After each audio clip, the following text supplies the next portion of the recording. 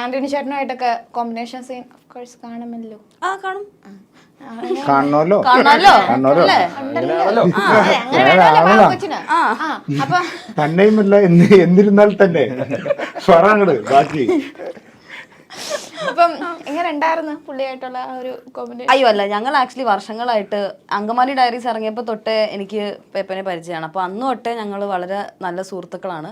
പക്ഷെ ആദ്യമായിട്ടാണ് ഒന്നിച്ച് അഭിനയിക്കാൻ ഒരു അവസരം കിട്ടിയത്. പക്ഷെ അത് എനിക്ക് ശരി ഇത്രയും കമ്പനി ആയതുകൊണ്ട് എനിക്ക് പ്രത്യേകിച്ച് ലൈക്ക് എന്താണ് ഫ്രണ്ടിൻ്റെ കൂടെ ഇരുന്ന് പണിയെടുക്കുന്നു എന്നൊരു ഇത് അത്രേ ഉള്ളൂ. അല്ലാതെ എനിക്ക് കാരണം കുറേ വർഷങ്ങൾ പരിചയമുള്ളതുകൊണ്ട് അത് എനിക്ക് എങ്ങനെ പറയണമെന്ന് എനിക്കറിയാം. ഒരു ഫാമിലി പോലെ എനിക്കൊന്ന് എല്ലാവരുമായിട്ട് ഒരു ഫാമിലി പോലെ ആയിരുന്നു നിങ്ങൾ. അതുകൊണ്ടാണല്ലോ കഴിഞ്ഞപ്പോൾ പാക്കപ്പ് പറഞ്ഞപ്പോൾ ഒരു സങ്കടം വന്നു അനുസരിച്ച് ഓൾറെഡി. അല്ല, അത് പൊതുവെ എനിക്ക് തോന്നുന്നു നമ്മൾ ഏത് സെറ്റിലും വർക്ക് ചെയ്താലും ഒരു പാക്കപ്പ് കഴിയുമ്പോഴത്തേക്കും അത് ഓട്ടോമാറ്റിക് ആയിട്ട് ലാസ്റ്റ് ഷോട്ട് കഴിഞ്ഞിട്ട് എല്ലാവർക്കും ഒരു കയ്യടി ഉണ്ട്.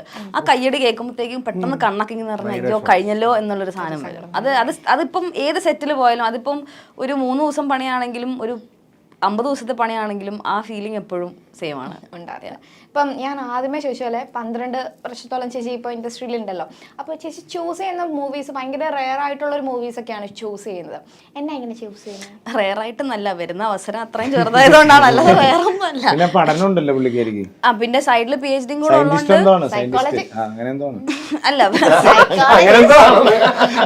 നല്ല ഫ്രണ്ട്. അതെ,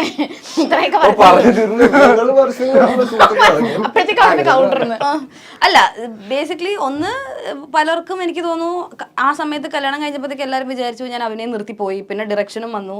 അപ്പൊ എല്ലാവരും വീണ്ടും കുറച്ചും കൂടെ ഉറപ്പിച്ചു ഇനിയും അഭിനയിക്കുന്നില്ല എന്നുള്ളത്. പിന്നെ എന്നെ കാണാതായി. പക്ഷേ സിനിമയെന്ന് കാണാതായി. ഞാനിവിടെ ഉണ്ടായിരുന്നു. പോട്ടെ, ബാക്കി പറ.